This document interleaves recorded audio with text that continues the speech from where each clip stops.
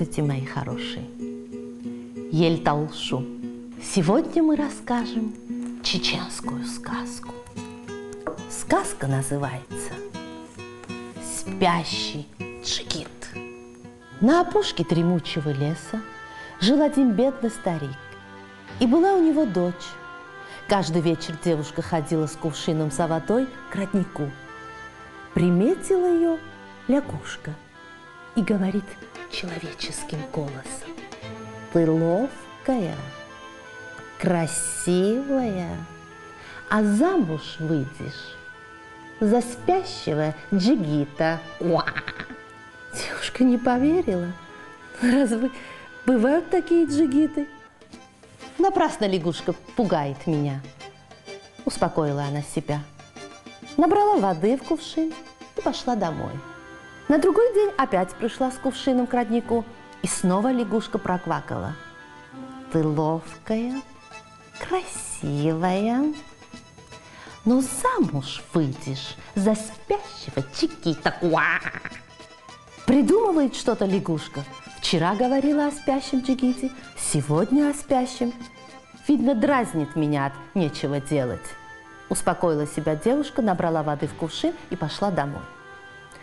На третий день она опять к роднику. Не успела воды зачерпнуть, а лягушка тут как тут глянула на девушку с выпученными глазами и проквакала: «Ты ловкая, красивая, но замуж выйдешь за спящего, зачарованного колдунами джигита». На этот раз девушка испугалась. Прибежала она домой и рассказала отцу, что ей лягушка наквакала. «Этого быть не может», — ответил отец. «Если и есть где зачарованный джигит, то к чему тебе замуж за него выходить? Давай уедем отсюда. Надо от беды подальше держаться». Так и сделали. Собрали свои пожитки и пошли искать место поспокойнее. Шли в густом лесу, наткнулись на замок, окруженный высокой стеной. Отец подошел к воротам, хотел их открыть, но ворота были на заборе. Навалился плечом, нажал, что было сил. Не помогло. А то чего? Подошла, легоненько толкнула,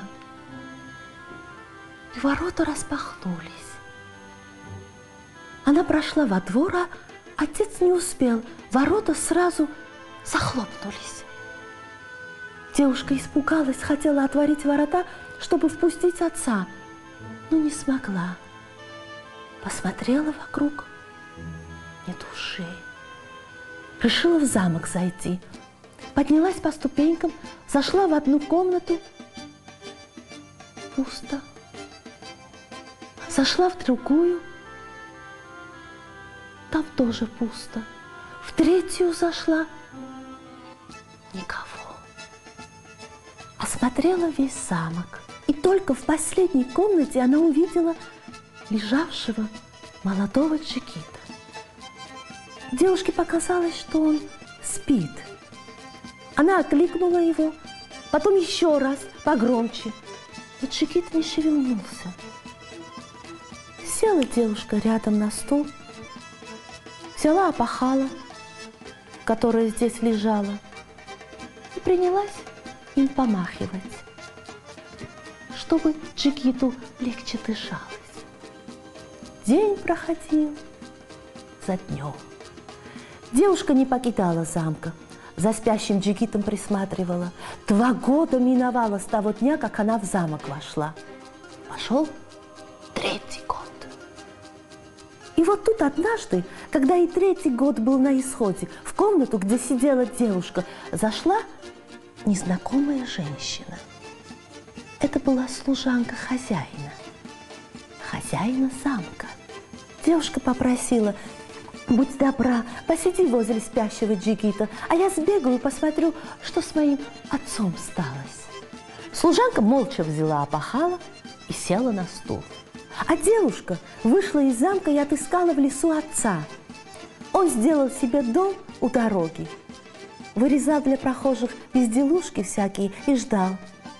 когда дочь вернется. Обрадовались они друг другу, наговорились, и девушка опять в замок пошла. Отец наказал ей на прощание: если тебе грустно станет, пришли кого-нибудь, я передам тебе говорящую куклу, прыгающего человечка, а если помощь потребуется, получишь от меня чудесный нож-самокол. Пока девушка ходила к отцу, истек 3-й год пребывания ее в замке. Недвижный Джигит очнулся и открыл глаза. Злые колдуны усыпили его ровно на 3 года. Но как только пришел 4-й год, их колдовство пропало. Джигит поднялся и увидел рядом с собой служанку с опахалой в руке. А служанка потому и пришла в тот день, что последний год был на исходе. Постою часок у изголовья, он очнется и решит, что я за ним 3 года смотрела. Ликовала она, когда девушка ушла отца проведать. Все вышло так, как она задумала. Хозяина замка растрогала верность служанки. «Теперь здесь все твое», — сказал он служанке и объявил, что намерен на ней жениться. А девушку, которая вернулась из лесу, он сделал служанкой. Нелегко жилось новой служанке. И хлопот по горло, и тоска до обида одолевает. Но вот хозяин замка собрался в город за свадебными покупками. Пришел он к ней, к служанке, и спрашивает: что тебе из города привезти? Она ответила: из города мне ничего не надо. Но возле замка, у самой дороги, ты увидишь домик. В нем старик живет, разные безделушки мастерит. Привези мне от него говорящую куклу, прыгающего человечка и, пожалуйста, нож-самокол. Джигит не забыл ее просьбу, приезжает вечером и привозит все, что попросила служанка: говорящую куклу, прыгающего человечка и нож-самокол. Девушка поблагодарила его и ушла в свою комнату. Скоро оттуда плач раздался. Хозяин тихо подошел к двери и слушает. А девушка посадила куклу и человечка перед собой и принялась рассказывать, что и лягушка наквакала, как потом в замок попала, что здесь случилось с нею, как она стала служанкой, говорит сама, слезами заливается. А когда кончила рассказывать, вскликнула, глядя на живую куклу: «Кукла! Кукла! Почему ты не плачешь от горя? Разве тебе не жалко меня?» Кукла громко заплакала. «А тебе не жалко меня?» – спросила девушка, обращаясь к человечку. «Почему ты не подпрыгнешь, не упадешь на каменный пол и не разобьешься от горя на мелкие кусочки?» Прыгающий человечек взлетел в воздух, упал на пол и разбился на мелкие кусочки. «А тебе за меня не обидно?» – повернулась девушка к ножу-самоколу. «Почему ты не взлетишь вверх от горя, не ударишься о потолок, не упадешь на меня и не вонзишься мне в сердце?» Взвился нож в воздух, ударился о потолок и полетел обратно. Но Джигит рванул дверь, вбежал в комнату и успел оттолкнуть девушку в сторону.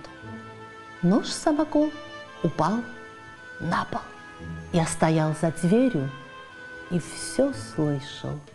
«Теперь я знаю, кто за мною 3 года присматривал», — объявил Джигит и сказал: «Будь моей женой». Девушка побежала за отцом, привела его в замок. Устроили они свадьбу. За столом вспоминали свои злоключения и радовались, что все дурное уже позади. На радостях и коварную служанку простили. До новых сказок, драгоценные вы мои.